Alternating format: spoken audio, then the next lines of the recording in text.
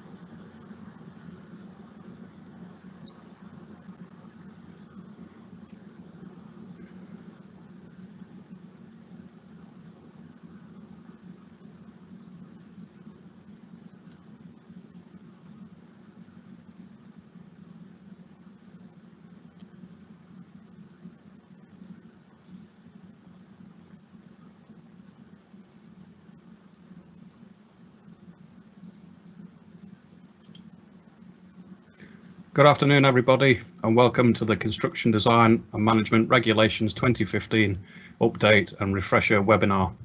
My name is Alex, and I am the IT Support and Media Manager here at KOK. There is a Q&A for any questions that you may have, so please feel free to ask, and we will do our best to answer them. CPD certificates are available on request, so please stay until the end and let us know if you wish to get a CPD certificate. We hope that you find the webinar interesting, informative. So let me introduce the first of our presenters, Mr. Derek Bradshaw. Derek.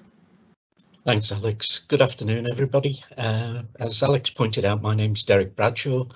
I am a Senior Construction Health and Safety Advisor for Keilor Gehroke Kline. Just a little bit on my background.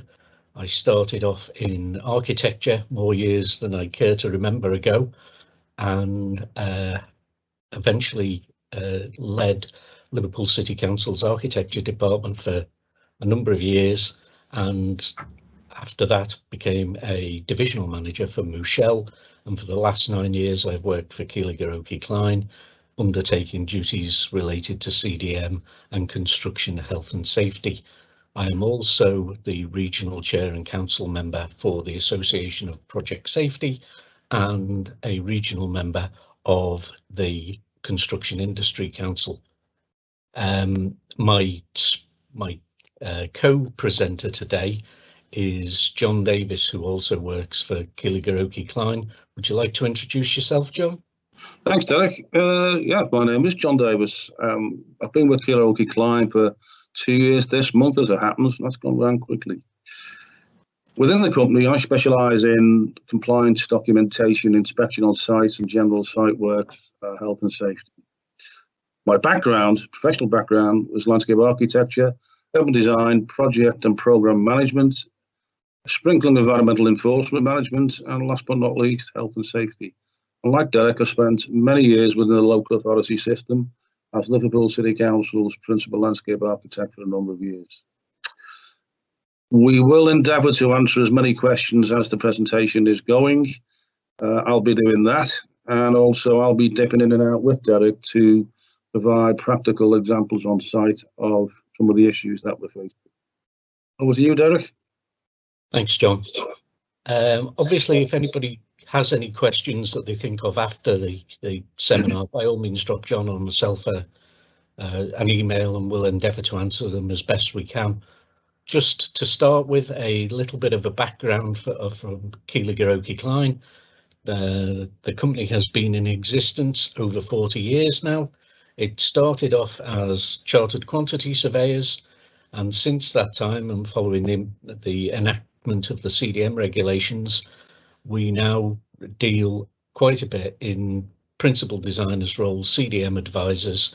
We still undertake project management. We do building surveying. Obviously, as John's touched upon, we can do landscape consultancy work.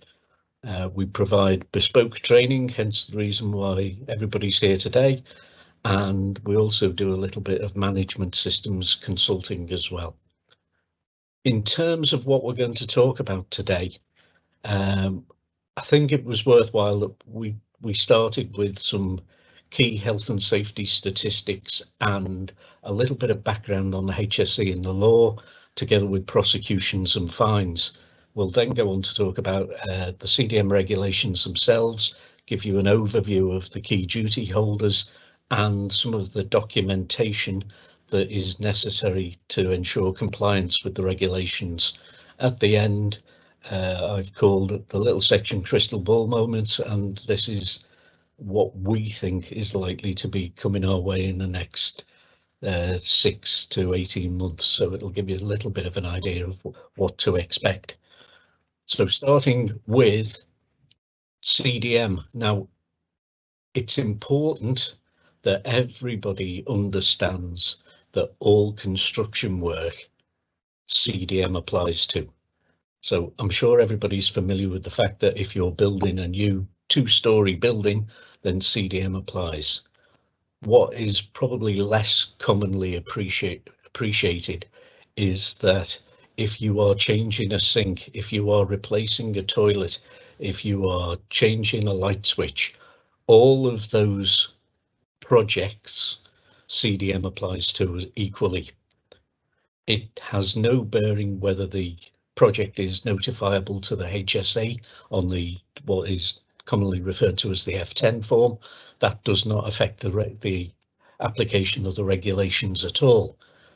But what the CDM regulations do allow for is that although you have to comply with the regulations, there is some latitude in making your compliance proportional. So the two-storey block that you're building will have documentation associated with it that is quite extensive.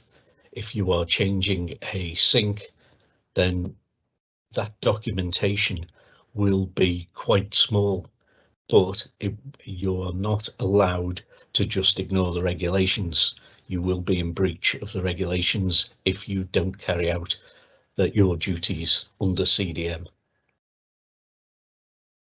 Accident statistics. I thought it was worthwhile just touching on the most recent accident statistics from the HSE. 111 workers were killed during the year 2019-2020. As you can see from these graphs, the vast majority of fatalities by industry were in construction. It's no surprise the level of fatalities has very much stayed the same over the last few years. It's been in the mid-30s for a few years. It went up slightly last year. I think what probably surprises a lot of people is that 92 members of the public were killed in work-related activities. They are people outside of construction, and they may be people passing a building site, for instance, that's struck by a falling object. But again, quite high numbers in total. Nearly 200, over 200 people killed as a result of industrial activities. In terms of ill health, this is another key statistic that at the present time there are an estimated 81,000 people with work-related ill health in construction. Of those, probably no great surprise is that over half of them are related to musculoskeletal disorders. It's obviously a very, very manually orientated industry. So there's a lot of lifting involved. There's a lot of heavy lifting involved, although a lot of people these days try to eliminate it as much as they can. There is still a significant number of over 40,000 people with long-term ill health as a result of working in construction. If we go on to talk about the HSE and the law, the HSE are the main enforcing authority for health and safety legislation in the UK. They're not the only ones. Local authority, environmental health, on occasion and in certain circumstances will be the enforcing authority, but by and large in construction, for the works that most of us do on a day-to-day basis, the HSE will be the enforcing authority. They have the same legal rights as the police. They can interview you under caution. They will be the people that will prosecute you in the event of a failure to comply with regulations. They have the authority to close sites and impound plant and materials on the basis that they would treat it as a crime scene. So they would stop work on a site if it was considered serious enough and undertake a forensic examination of that accident area to see what went on and who was responsible for it. As we said, if you breach the regulations, you are likely to be prosecuted by the HSE. And one of the key issues that is, again, worth touching on is trespass and children. The likes of John and myself will make great play for Sorry, I'm having trouble understanding right now. I'd like Please to try a little later. I'd like to apologise for my Alexa chipping in there. Trespass and children. One of the issues related to construction health and safety is children access and unauthorised access to site by children. The reason why we are concerned by that is that in the eyes of the law, children do not trespass onto construction sites. Children are treated as invitees under the law, and as invitees, there is an extra duty of care placed on the contractor and those in charge of those sites to prevent children gaining access. If they did, and if there was an accident caused, then the liability rests 100% with whoever is in charge of that construction site. That's sorry, Derek, just to chip in, that's important when a lot of the work that we're involved with is refurbishing schools and libraries and whatnot. So in fact, within schools, so it's ultra important to put measures in place to deter, stop children straying to the site. Sorry, Derek. That's okay, no problem. I think the other thing that's worthwhile bearing in mind is prosecutions and whether guilty or innocent under the law. Now, under health and safety law in this country, it is totally different to normal law in that if you are prosecuted under health and safety legislation, you are guilty unless you can prove yourself innocent. The HSE have decided that the law has been broken. They are the enforcing authority, and if they believe that you are guilty of breaking the law, then you have a duty to prove yourself innocent and not the HSE prove you guilty. It is a very important thing to bear in mind because I noticed just before Christmas that the latest construction statistics that were published by the HSE said that they've got a success rate of prosecutions within construction of 96%. So that gives you an idea that if you are ever unlucky enough to be prosecuted, the chances of you being found not guilty are pretty remote and unlikely.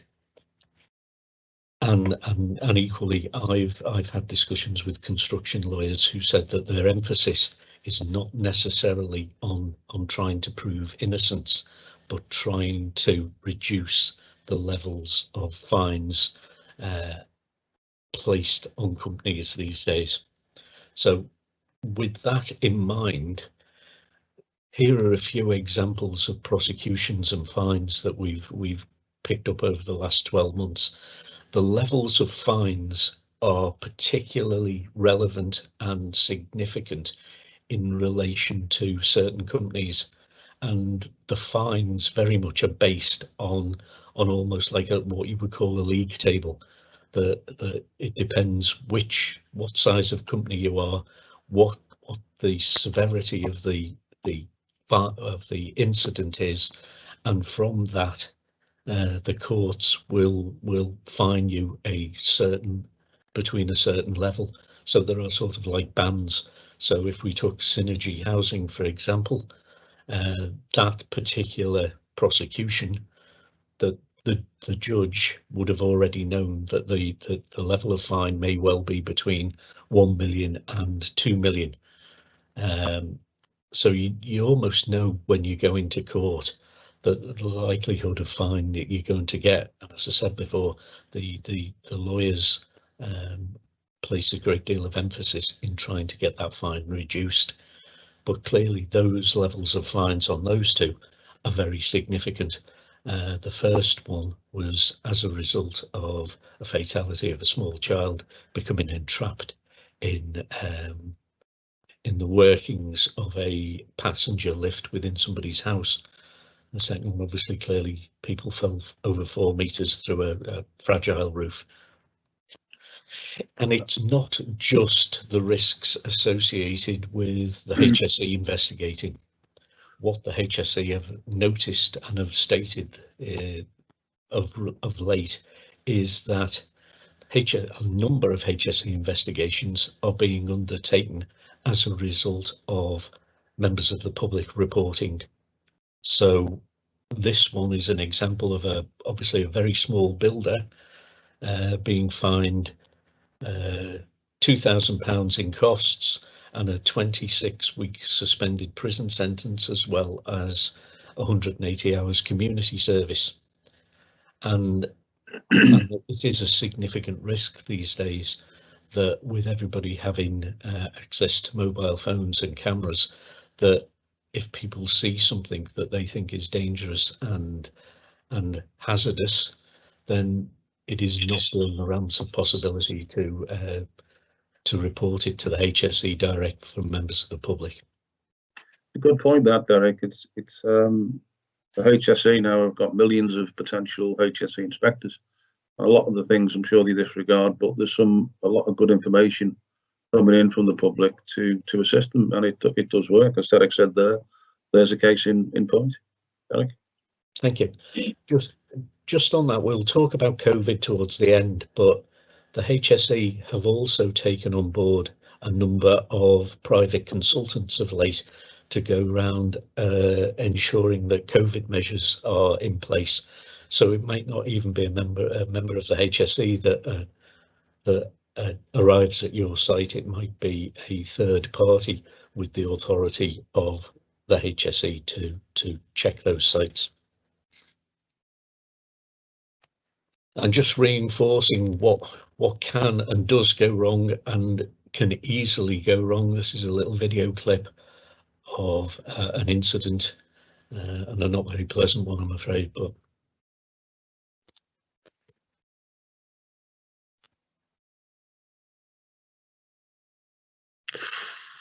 dear, oh dear. Doesn't matter how many times I've seen that, Derek. I feel for him. Yeah. And it's unfortunately, it's the sort of thing that happens on a regular basis, that people don't recognise the risk and are focused on the task, and it just requires a little bit of thought to say, "Whoa, hang on a minute, how do we do this?" Obviously, the ladder was the wrong type of ladder. He was trying to reach up and do something way above his safe working limits, and overbalanced. So it is, however, easily done, but it's also easily prevented. That's an interesting point, Derek, in that a lot of the issues we see on site is height related. And obviously, if you're working on scaffolding, people will tend to take a lot more care in how they manage working at height. But ladders, I think, if I'm not mistaken, Derek, the HSE are reviewing at the moment the height at which it is regarded as working at height. It was 2 meters, it's coming down. So we've had an incident recently on the site where an operative was working safely, supposedly, but he did overbalance and fell less than 2 meters, but did in actual fact fracture his arm in 2 places. So the ladder issue is something that we tend to focus on when we see them on site. Derek. Thanks, John. There is a need to undertake a working at height risk assessment for any work at height, whether it's above 2 meters or not. So even if you're working at ground level with a trench that's 1 meter deep, that there's a need to undertake a working at height risk assessment. But yes, just as much as there's a need to undertake the assessment, there's a need to comply with what you find when you've undertaken that assessment. So going on to the CDM duty holders. Under the CDM regulations, there are 5 key duty holders. If you are a duty holder, it automatically implies that you have duties under the regulations and therefore can be prosecuted for a failure to carry out those duties. So the duty holders under CDM are the client, the principal designer, designers, the principal contractor, and contractors. Any one of those individual organisations can be prosecuted for failure to undertake their duty under CDM. So we'll go into a summary of each one of those duty holders and the duties that they have to undertake, starting with the client.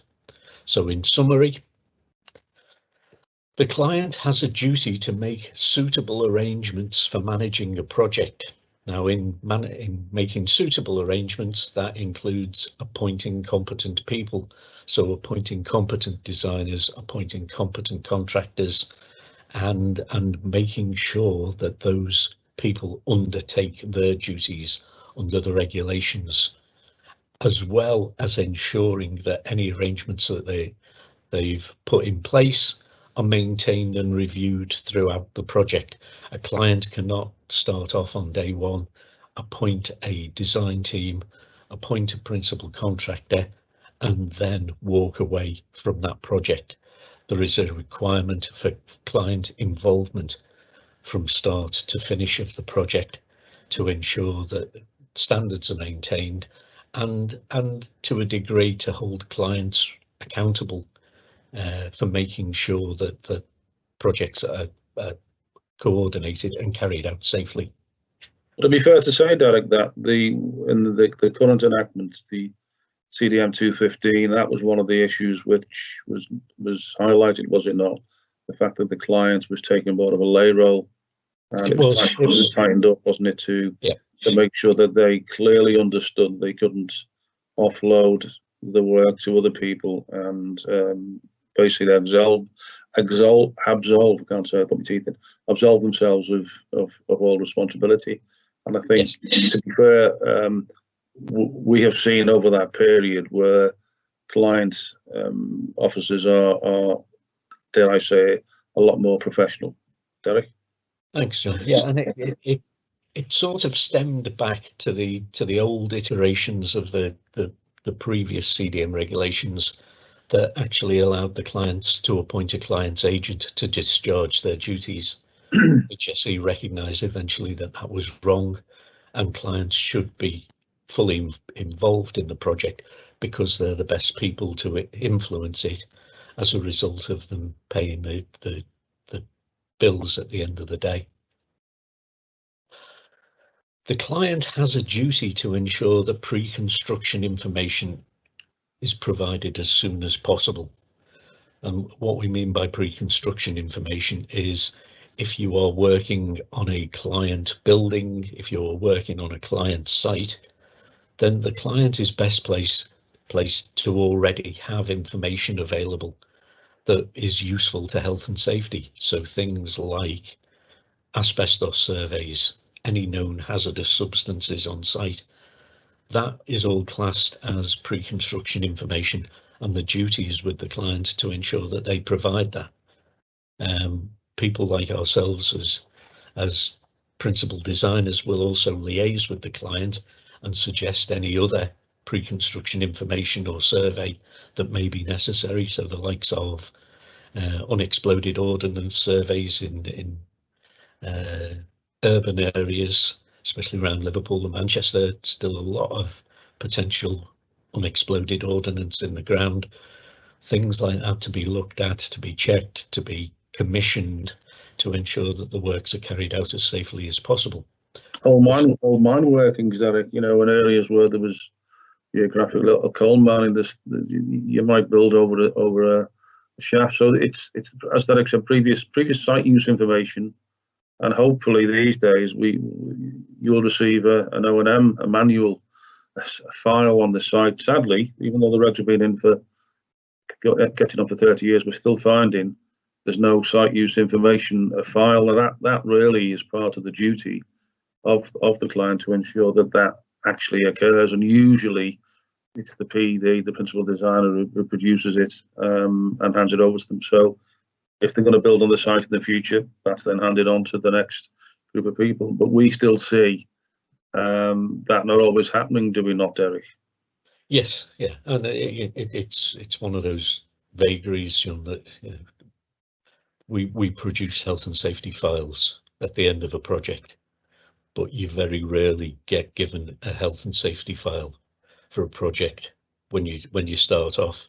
There's a disconnect for most people. I think that they don't realise that it's meant to be passed on to others who may need it. The client also needs to ensure a suitable construction phase plan is drawn up before the construction phase begins. It is the responsibility of the principal contractor or contractor to produce a construction phase plan, but there is a duty on the client to ensure that that is in place and it is suitable. Generally, what that means is we will review a construction phase plan on behalf of the client and advise them, in our opinion, whether we believe it's suitably developed to allow construction works to begin. And that then hopefully protects the client from complying with that element. Just to make a point again there, Derek, sorry, but people shouldn't confuse the construction phase plan with a technical manual for building the building. It's all safety related for the workforce and the public at large. So it's more of a safety document, but it does set out what the works are going to be and how they're going to be managed safely. Derek? Thank you, John. The next one from a client duty is to ensure suitable welfare is provided. It is not a requirement on the client to provide that welfare, although in certain circumstances, in existing facilities, the client may choose to allow the principal contractor or contractor to use it. The important thing is that the client must ensure that it is provided. So as part of our role, we would do a welfare check on construction sites to ensure that the welfare is suitable and sufficient, and advise the client. The risk would obviously be that if a HSE inspector attended site and they found the welfare to be inadequate or even not there in its entirety, then the HSE may well choose to prosecute the client under the CDM regulations as well. The client also has a duty to ensure that the principal designer prepares a health and safety file for the project. So upon completion, there should be a health and safety file presented by the principal designer to the client. Principal designer's role also includes for commencing that health and safety file from day one. There might not be much, if anything, to go into it at day one, but the regulations are very specific that says you should be constantly preparing that as a principal designer from the day that you are appointed, and not leave it all till 9:30 on the day of handover. Just to reiterate on that with Derek, is the file will be to help them manage the building or the area safely and hand on if there's any demolition in the future. There'll be as-built drawings for the construction, for the mechanical, electrical. There'll be O&M, operation and maintenance and management manuals, and data sheets on the materials used, because as we know, asbestos was the all singing, all dancing at one stage, and now it's regarded as very bad, which of course it is. So some of the materials that we use in the building and projects at the moment might in the future cause us problems, so that can tell people what was being used. Derek? Thanks, John. I think another key thing to go into the health and safety file as well is residual risks. So anything that the designers have been unable to eliminate as part of the design should be in there to warn and advise others who carry out future maintenance works or alterations. Good point. Again, clients' duties: take reasonable steps to ensure that the principal designer and principal contractor comply with their duties. As we said before, the client can't simply appoint people and walk away. The client has to have some knowledge that those appointees and duty holders that they've appointed are carrying out and complying with their duties under the regulations. As a general rule, on the larger projects we're involved in, we would provide our clients with a monthly report which clearly identifies what we've been doing in terms of carrying out and complying with our duties, but also how the client is complying with theirs as well. So things like, you've issued the F10 form, you've reviewed the construction phase plan, we have reviewed such and such on your behalf, is evidences that is being undertaken, and allows the client some degree of comfort. The next two are absolute duties on the client. The client has a duty to appoint a principal designer and a principal contractor on projects involving more than one contractor, but they must do that in writing. It can be email, but it has to be a formal appointment as such. You cannot just ask John or myself to be a principal designer, because if you haven't recorded it somewhere and the HSE attend site and they're not happy with something, the likelihood is that if it's something to do with the principal designer, if it's something to do with the principal contractor, and you've not made those appointments, then they will probably prosecute the client as principal contractor or as principal designer. And there is evidence in law that they've done that. There are prosecutions have been undertaken by the HSE prosecuting clients as principal contractors. Certainly, I don't know about principal designer, but definitely principal contractor. We had a we had a question in the previous webinar. There's an interesting one, quick one, was is an order to you to sufficient notification? And the answer was no. That's the financial situation. As Derek said, it can be a formal letter, it can be on an email, but it needs to be explicit on the fact that the client is appointing us or another as the principal designer, but an order and such like is not sufficient. Derek? Thank you. And the final one on this page is to give notice to the HSE when a project is notifiable using the F10 electronic submission form. There is a requirement to notify the HSE on any project that lasts longer than 500 person days or has more than 20 people on site at any one time. And that notification is the duty of the client. As a general rule, we would issue F10 forms on behalf of the client and provide the client with a copy. There is also a duty on the client to ensure that notification is displayed on site. Again, it's not a principal contractor duty, it is a client's duty to have the F10 on display. The F10, for those who don't know, is really a notification to the health and safety executive that there is a project of sufficient size and magnitude and whatnot happening under your control, and that's so they can send an inspector on if they need to. That's what the F10 is. Derek? Thanks, Phil. So going on to designers' duties next. And what duties do designers have under the CDM regulations? They have a duty not to start work unless they are satisfied that the client is aware of their duties under the regulations. This is a sort of blanket requirement on everybody who is appointed by the client to undertake work.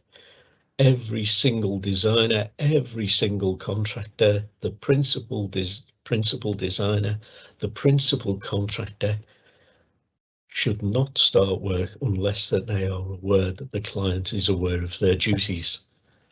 In reality, and it obviously doesn't happen, if you can think of a large project, you might have 50 or 60 subcontractors, you might have 10 to 20 designers. Every single one of those should check to see if the client is aware of their duties. As I said, it doesn't really happen in practice, but nonetheless, it is a duty. Designers need to take into account the general principles of prevention and any pre-construction information to eliminate risks, foreseeable risks to health and safety. That is in effect the designer's risk assessment process. So designers will look to eliminate design hazards as they're producing designs, and if they can't eliminate them, then they will take steps to reduce or control those risks And if those risks remain, there is a duty on designers to provide information about those risks to the principal designer, for the principal designer to include it as part of pre-construction information that goes to the principal contractor. There is also a duty on the designers to ensure appropriate information is included in the health and safety file. So when the likes of John and myself ask for as constructed drawings or residual risks, there is a duty on designers to comply and provide that information.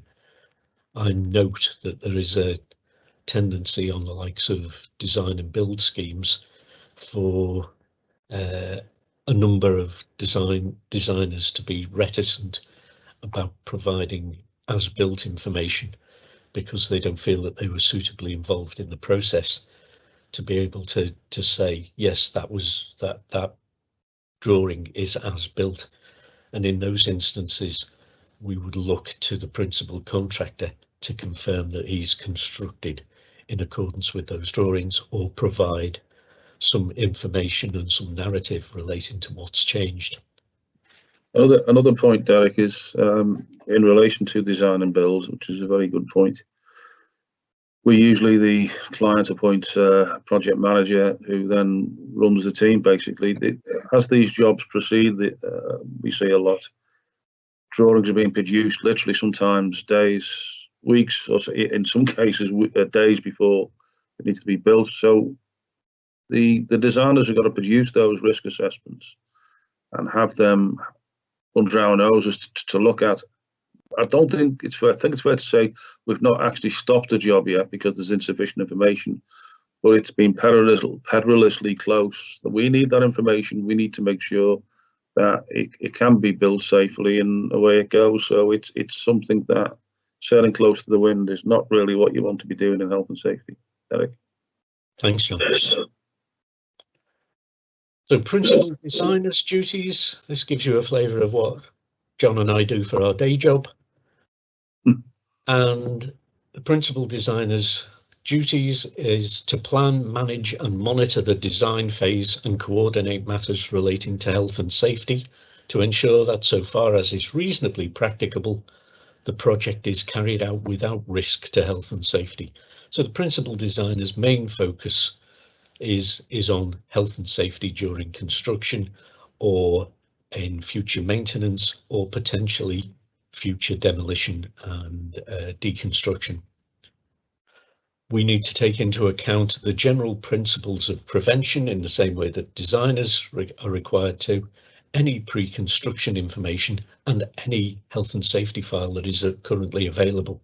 So looking through those documents, we will be able to contribute to eliminate, wherever possible, to eliminating significant risks or providing information on those risks to those who are undertaking the works. We need to identify and eliminate or control foreseeable risks to health and safety. So that again is part of the function to make sure that if there are risks, what can we do to eliminate them? If we can't eliminate them, how do we reduce or control them? We also need to ensure that all designers comply with their duties under Regulation 9, which is providing relevant information and undertaking their general principles of prevention. We need to ensure that all parties cooperate with the client, the PD and each other during the design phase. We also need to assist the client in the provision of pre-construction information, as I touched on earlier. If we feel that there is something missing, if we feel that there's a requirement to undertake further asbestos surveys or additional surveys to look for hazardous materials. A good example would be in higher education buildings, lab buildings, that type of thing, that there may be hazardous materials in place that need to be identified and either removed or controlled or managed. We need to provide pre-construction information to every designer and contractor. Again, this goes back to what I was saying before, that the practicalities of doing that is exceptionally difficult, and as principal designers we rely on the likes of the principal contractor to disseminate pre-construction information, relevant pre-construction information to all their appointed subcontractors. We need to liaise with the principal contractor for the duration of our appointment and share information relevant to the planning, managing and monitoring of the construction phase. And as we said before, we need to prepare, as principal designer, the health and safety file in accordance with Appendix 4, which schedules what a health and safety file should contain. Moving on to the principal contractor's duties, and the principal contractor's duties very much mirror the principal designer's role, in that the principal contractor has a duty to plan, manage and monitor the construction phase in the same way as the principal designer does that during the design phase. The original concept for the regulations was that there was a design phase and a construction phase. I'm sure those of us that work in construction will know that the design phase and the construction phase overlap on 95% of jobs these days. So you're still designing as you're building, and that clear demarcation is not evident, and I think the HSE actually got that wrong in terms of the regulations. It gets quite blurred, as I said earlier, and it's something that the clients, hopefully they've got an experienced person, they can see what is happening and making sure that the demarcation lines between the various responsible parties are maintained, because it can get messy if it ends up in court. Derek? Thank you. And again, the next few reflect and mirror the principal designer's duties to take into account general principles of prevention. That's for anything that the contractor is designing.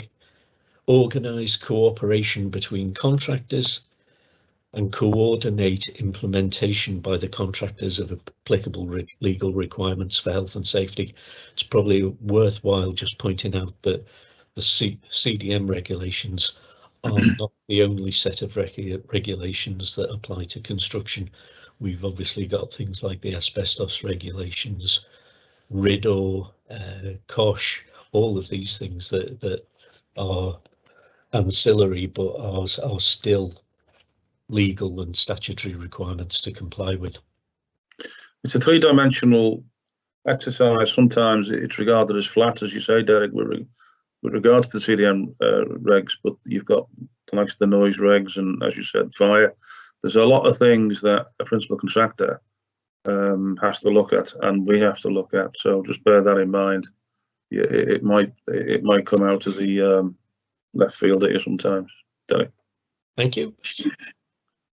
Principal contractors has a duty to ensure that employers and the self-employed apply the general principles of prevention in a consistent manner, not just apply the general principles of prevention, but apply them in a consistent way.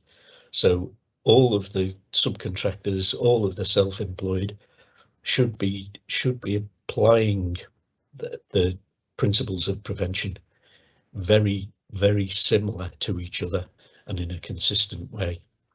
And also that they are required to follow the construction phase plan, so that the construction phase plan is produced by the principal contractor, but other subcontractors, other self-employed have a duty to follow that.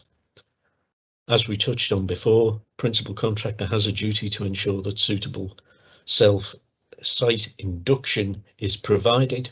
So everybody on site needs a site induction, and the principal contractor is obliged legally to ensure that happens.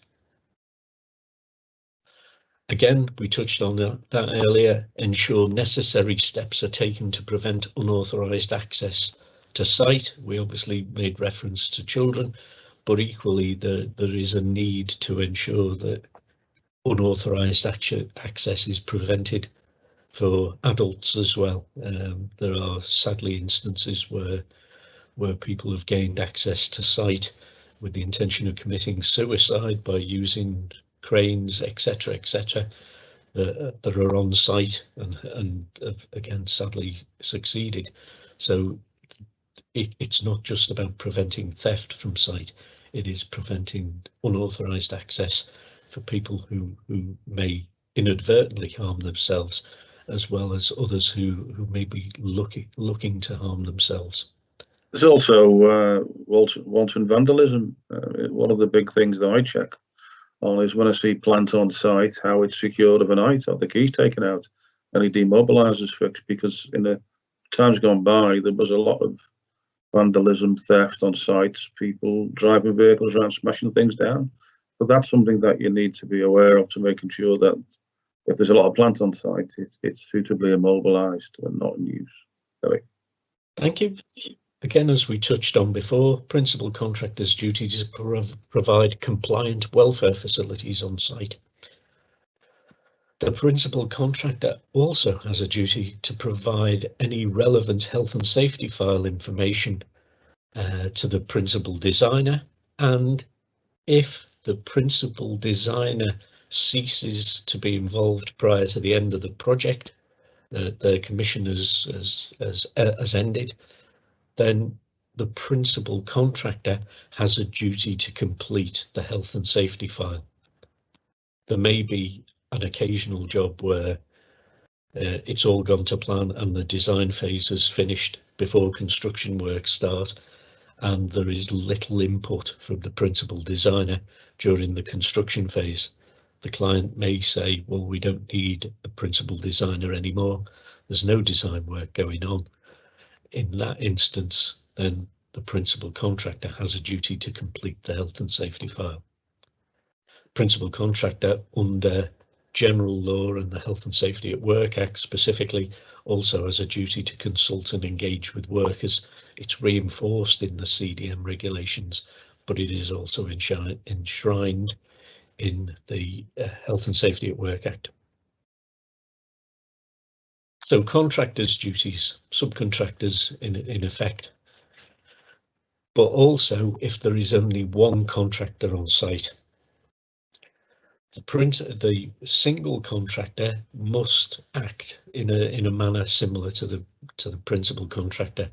So the one contractor must take into account the general principles of prevention. If they're doing any design, they must allow for estimating the period of time required to complete the work stages. So there should be some form of program that demonstrates that they've got sufficient time and resource to deliver the project. And regardless of whether there's one contractor on site, they need to draw up a construction phase plan prior to commencement. So even if you've only got one contractor that's removing the sink or the base units from a kitchen, there has to be a construction phase plan in place. As we touched on earlier, it can be proportional to the scope of works, and indeed the HSE CITB website has a very small 2-page construction phase plan for minor works, but it does need to be there, it does need to be undertaken. If you have one contractor on site, there is no requirement to appoint a principal contractor or appoint a principal designer. But equally, as a client, you still need to provide pre-construction information, and as a contractor, you still need to draw up a construction phase plan. I mean, the point of the plan, in reality, without getting hung up on the legalities, is just to ensure that everybody involved in the project knows where they start and finish, so there's no gaps. When you get gaps and uncertainty, that's when accidents happen. So in effect, it's to make sure that everybody understands their duties, not just legally, but technically, to ensure that the project goes safely. Not like, well, I thought you were doing that, Bill. No, I thought you were doing that, Fred. So this information is pulled together in what we abbreviate as the CPP, PCI CPP, to ensure it's basic safety. And as Derek said, depending on the size of the job, It may be one A4, maybe half an A4, but it needs to happen. It's got to happen. Derek?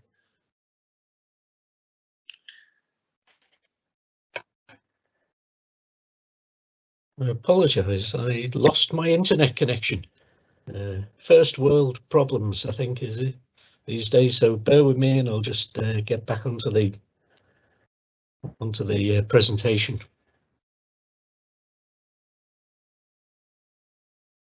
Hopefully you can see that. Yes, Derek. Thank you, John. That's a relief.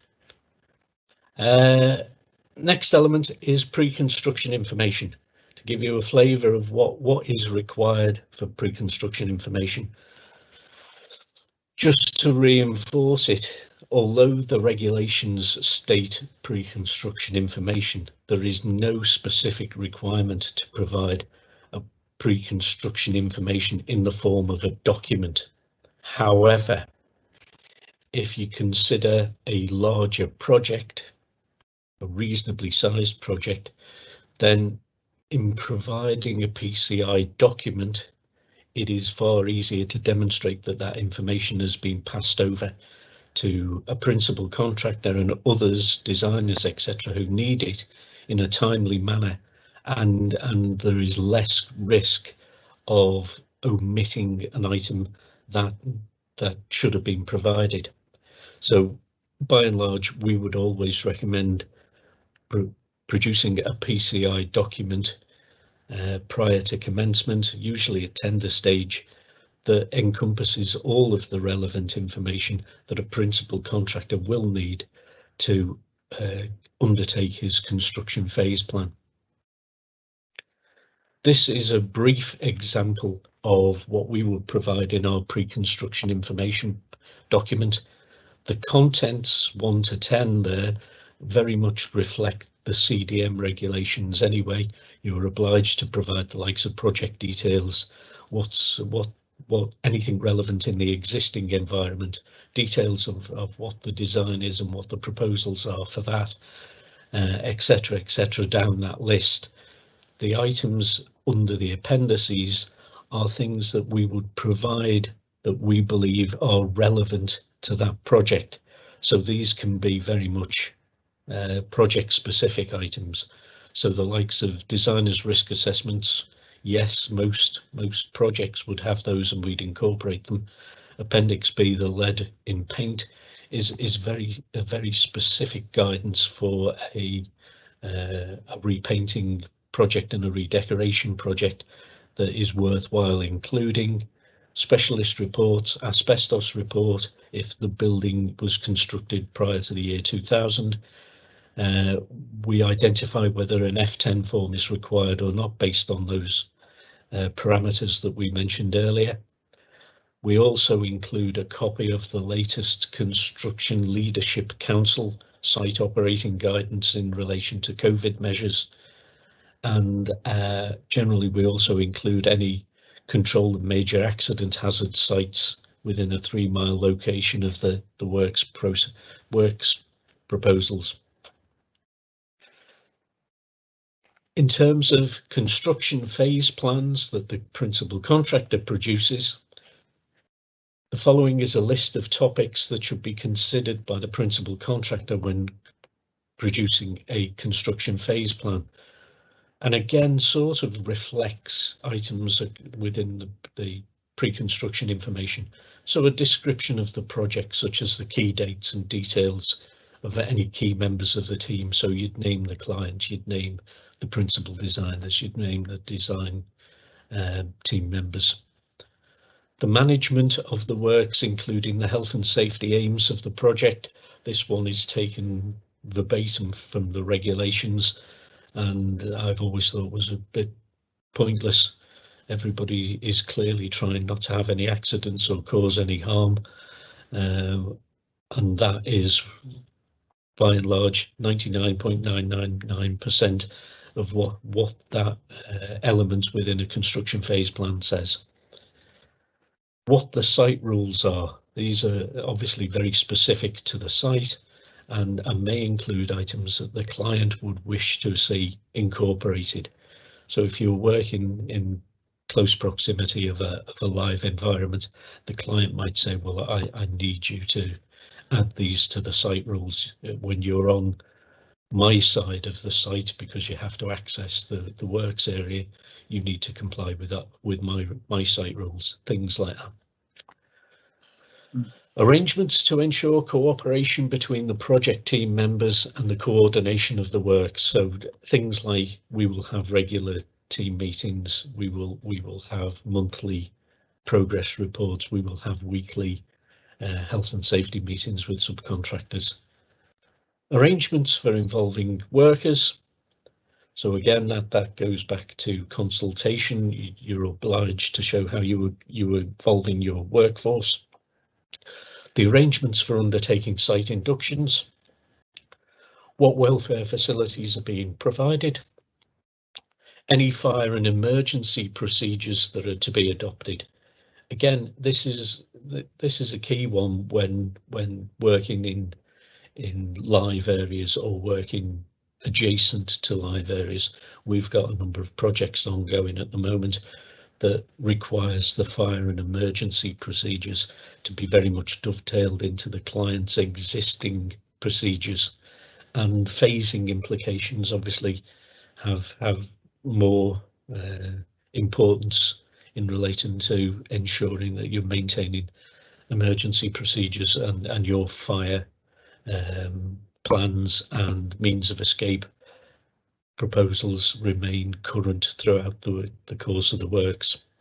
Good point, that, Derek, because as you said, we are working on a project which will remain unnamed at the moment, whereby it's a production assemblies, production line.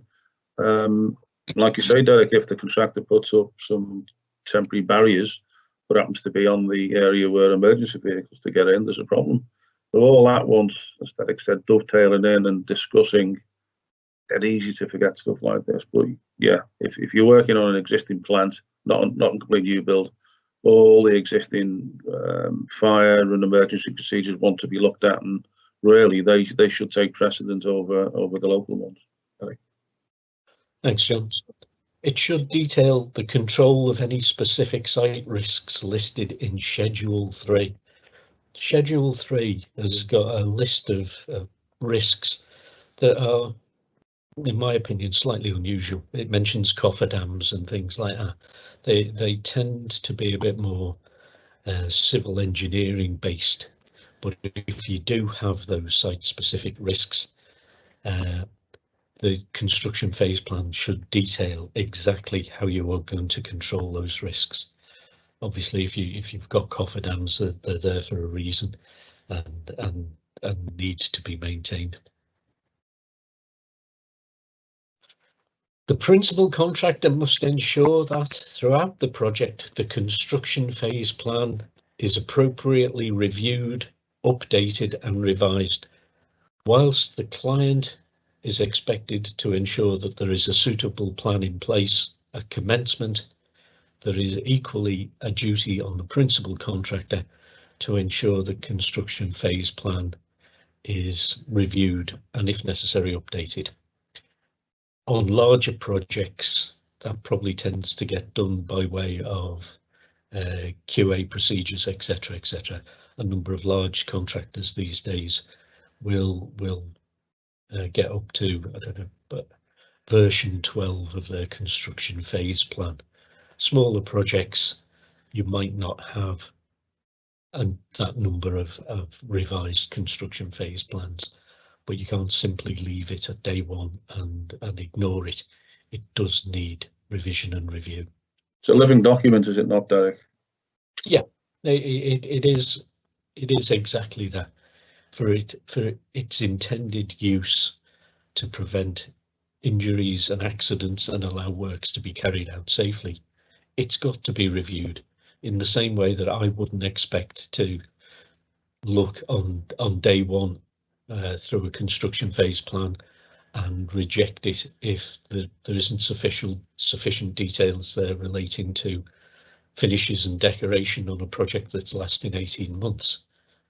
There's an understanding that that information will be available at the appropriate time.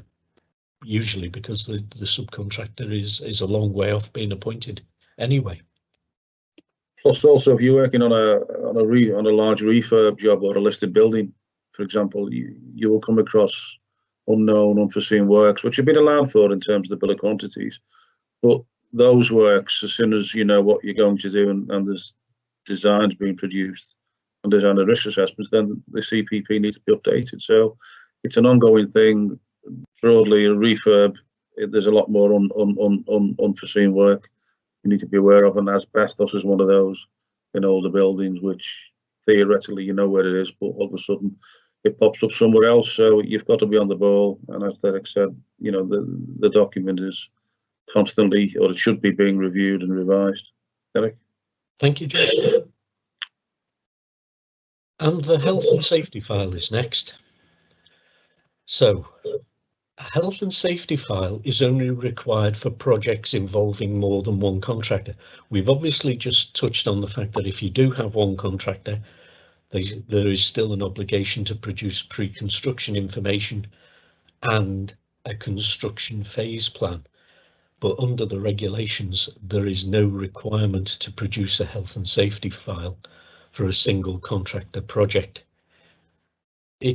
That, in my opinion, is not hard and fast, because I know in speaking to certain clients, they would require a health and safety file producing on a one contractor project, and there may well be good reason for producing that health and safety file based on the scope and extent of what that single contractor has undertaken. If he's replaced carpet tiles in 3 classrooms, then a health and safety file may not be considered necessary. However, if it's a single contractor changing a mechanical services input, then whilst it's only one contractor, common sense says really we need a health and safety file for that. The principal designer must prepare the health and safety file, as we touched on before, and it must be done during the pre-construction phase. Generally, what we do is we will agree with our clients a format for the health and safety file, and as work progresses, we will look to populate that with relevant works packages as they complete. Excuse me a second. The principal designer must ensure that the health and safety file is appropriately reviewed, updated and revised from time to time to take into account the work and any changes that have occurred. And during the project, the principal contractor must provide the principal designer with any relevant. I'm not having a great deal of luck this afternoon, bear with me. Sorry about that. It's okay, Derek. We have a co-pilot, so I can take control if need be, but don't keel over just yet, please.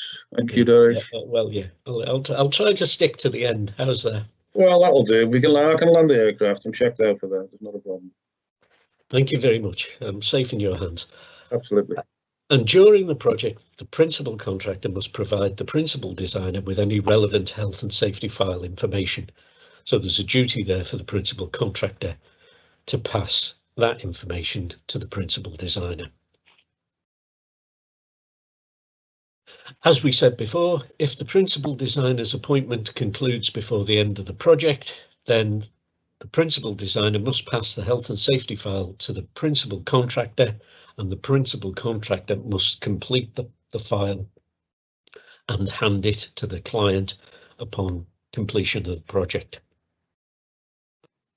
Does sound very complicated, folks, but it's not that complicated. Yeah, I think once you've got a process in place, it becomes a lot easier. If you're trying to do it from scratch and it's your first go, it can get a little bit overawing, I think. Which is why we are existent, and we are here to help and take a lot of these issues away or explain, which is part of the reason we're doing this little webinar now, to give people an understanding. Derek? Thank you. And as regards the health and safety file, what should be considered for inclusion? So obviously a brief description of the works carried out. As we said before, any hazards that are residual and have not been eliminated previously should go into the file to advise others for undertaking future works. Any key structural principles and safe working loads for floors and roofs, etc., should go in there. If there are any hazardous materials used, generally unlikely, but if you're working in chemical production facilities or healthcare buildings, there might be some hazardous materials in there, and that might even include the likes of radioactive materials, etc. Gases, explosive gases and such like. So yeah, there are some times when you just cannot not use what you might regard as a hazardous material or gas. So you need to consider that, Derek. Thank you. Any information regarding the removal of or dismantling of installed plant and equipment, and health and safety information about equipment provided for cleaning or maintaining the structure? Those two are quite important. What we ask designers to do is to produce a cleaning, maintenance and plant replacement strategy document, ideally at early doors, that we can provide that information to the client so that they are fully aware of what they've got to do once that building's handed over. And part of the reason for that is there is a potential cost surrounding some of these things and long-term maintenance issues. So if you are looking to provide cleaning equipment for cleaning windows, etc., then it's only right that the client is aware of what their longer term obligations are in doing that. It's a good point, that, Derek, and that relates back to my professional area within the business of landscape architecture. And a lot of times, most buildings have got a surround and a landscaped area, a living landscaped area, planted, grassed. There's a whole host of issues related to landscape maintenance, flying debris, chemicals, working at height. So it's a good point, and that if you have got a landscape or you want a landscape surround to your building, you need to make sure that's factored in by your designers, your landscape architects and architects. Thank you. And the final one here is the nature, location and markings of any significant services information and as-built drawings of the building, its plant and equipment. That strays into the operations and maintenance manuals that are generally provided by M&E subcontractors, but nonetheless it's all linked into the health and safety file. And if you have got O&M manuals, as we said before, ideally they should be provided in a suite of documents that are interlinked and make clear and concise reference to each other. So just in case anybody doesn't know, there is a worldwide pandemic going on at the moment with COVID, and the latest version of the Site Safe Operating Procedures as issued by the Construction Leadership Council was issued last week, and we are now up to version 7. It obviously touches upon government guidance, the requirements for social distancing, any specific PPE requirements. We would expect designers' risk assessments for projects currently in design to be taking cognizance of COVID implications. We are certainly providing the information within our pre-construction information, and equally we would expect principal contractors to have very clear and detailed COVID management procedures within their construction phase plan. Just for reference, the latest version, as I touched on before, is version 7. It hasn't altered greatly from version 6. However, one of the latest requirements is that if you're a principal contractor and have had 5 or more confirmed cases in a 14-day period, you're obliged to inform Public Health England.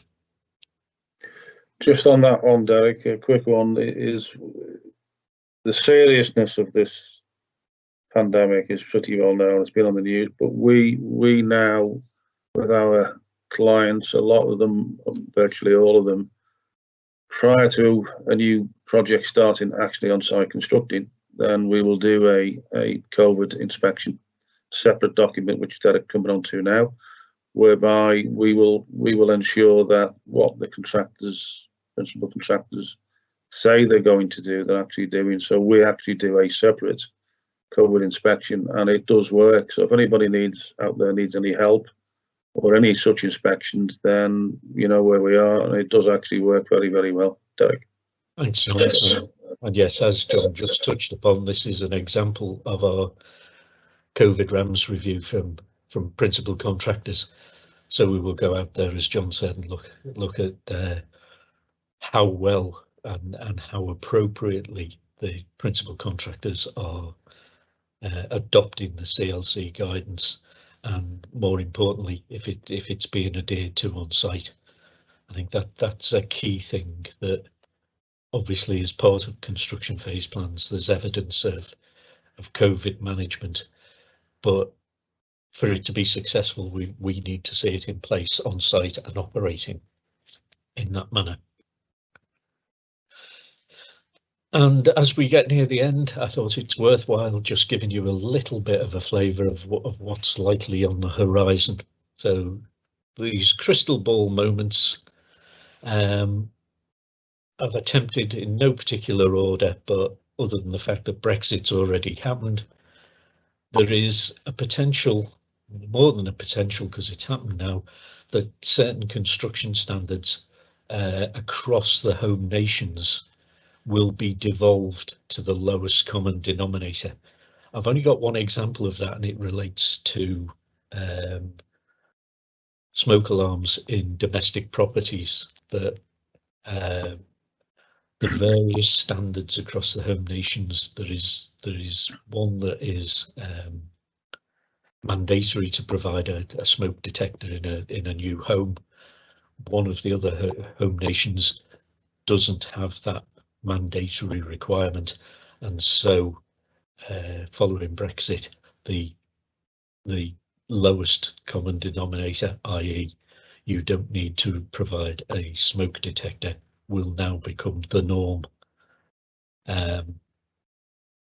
CE marks are to be replaced and have been replaced by the UK CA mark, so the likes of PPE and whatever won't be CE marked. You won't see your hard hats with a CE mark, and you're likely to see them with a UK CA mark. The other one that's again we're getting little snippets of information from is that there are potential problems with sourcing construction materials. I don't know whether that's short term, medium term or longer term, but we have noticed delays in obtaining some construction materials. Again, as you know, the Building Safety Bill, as a result of Grenfell, the draft bill has been published, and that has major implications on high-rise residential buildings and may impact on other buildings as well, those below 18 metres eventually. It is an enabling act. It will likely come into effect possibly October this year, but it relies on a number of other acts being in place, so it's overarching. So there will be a lot of work and a lot of outputs required to put the details onto the bones of this, and there is ongoing discussions regarding the likes of competencies for certain individuals. As we've mentioned there, SCATE is to be amended, where SCATE is skills, knowledge, training and experience, and it's to be amended to include behaviours. So part of your evidence of competency will relate to what are your behaviours, and not just can you demonstrate skills and knowledge, training, experience. do you actually do what you claim you're capable of doing? And the final one is there is a review of CDM. It was meant to take place last year but didn't, but I noticed that prior to Christmas there was a HSE tender invite for people to review the roles of, primarily the role of principal designer and how successfully it's being carried out. So there is a potential for CDM to be amended, and especially in light of the Building Safety Bill, they are likely to be interlinked in some way. So it makes sense to me that CDM might well be tweaked to take account of that. And I'm sure you're all relieved to know this is the last little clip that we've got, and it is very much in the spirit of a question of sport and the what happened next round. This is clearly a construction site. There's no prizes for guessing, but just for your own amusement, if you can think of what is likely to happen next, bearing in mind there's a vehicle entering the site, a couple of fellas walking about, man leaning on a very dodgy looking piece of timber work, and a man staring into a giant piece of ductwork. And the answer is...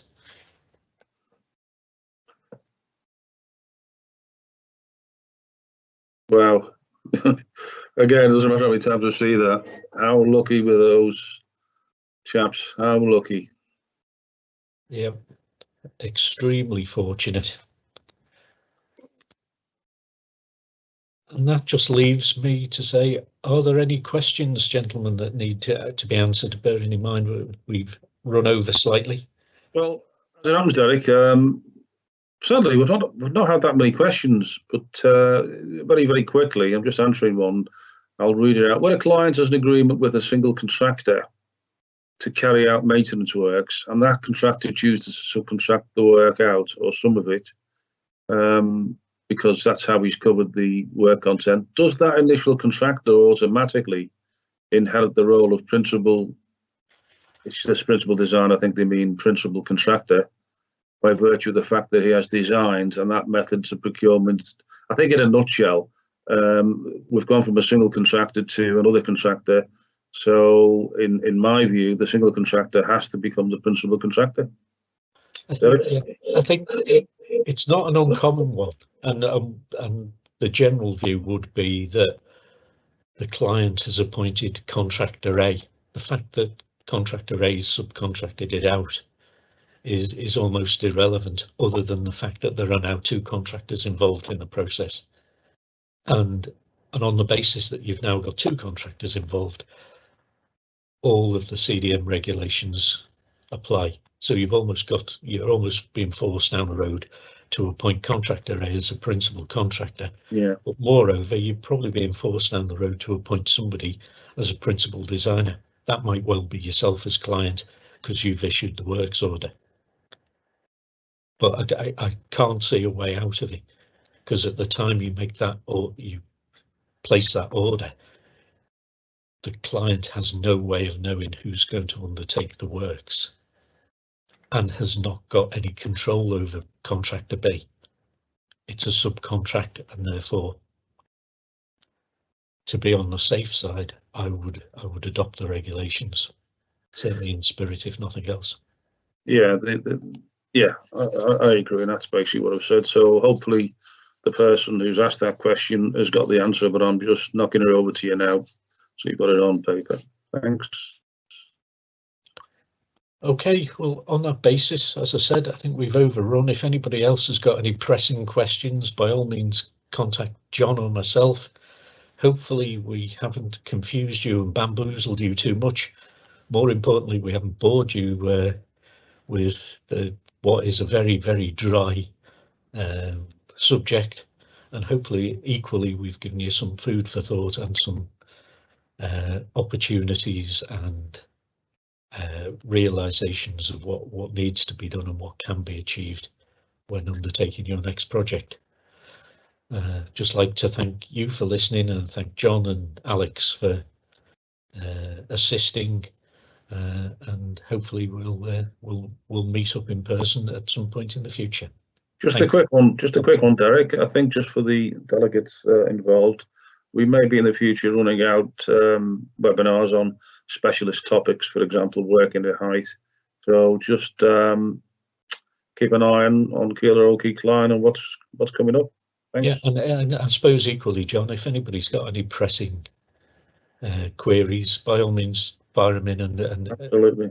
and we'll look at them, and we might well do a presentation based on some of those comments and observations. Thank you very much. Thank you.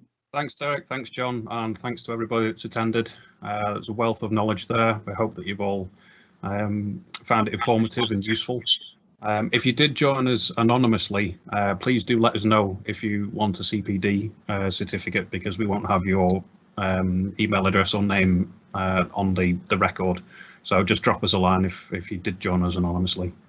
So thanks again, and hope to see you soon. All right.